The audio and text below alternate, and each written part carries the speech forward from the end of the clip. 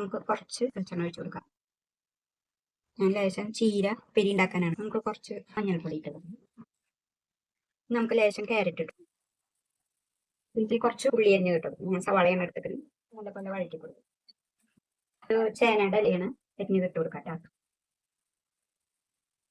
ഞാൻ നമ്മുടെ ടെറസിന്റെ മേലെ പാട്ടയിലൊക്കെ ഉണ്ടാക്കിയിട്ട് പോകാണ്.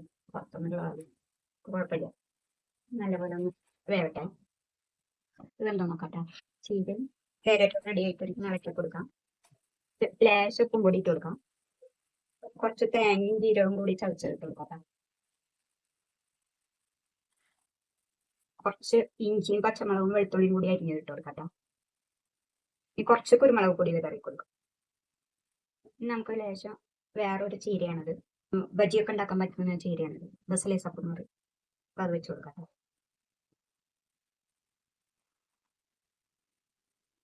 കോഴിയിറച്ചി വേവിച്ചിട്ട് പിന്നെ മേലേക്ക് കൊടുക്കാം.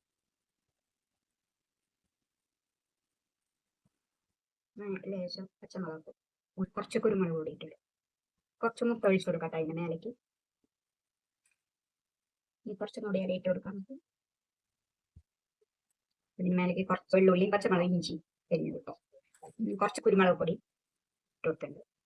നമുക്ക് ബാക്കിയുള്ള മുട്ടയും കൂടി ഒഴിച്ചു കൊടുക്കാം. നമുക്ക് കോഴിയിറച്ചി ലേശം ഉപ്പും മഞ്ഞൾപ്പൊടി ഇട്ട് വേവിച്ചിട്ട് അരച്ചെടുത്താണ്. നമുക്ക് മൂടി വേവട്ടെ.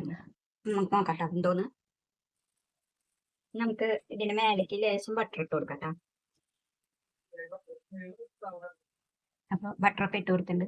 കഴിക്കാൻ നല്ല ടേസ്റ്റ് ഉണ്ടാവും കേട്ടോ. എന്നുവെച്ചാൽ മുട്ട ഇറച്ചിയൊക്കെ ചേർത്തുണ്ടല്ലോ. അപ്പോൾ ഹെൽത്തിയാണ്.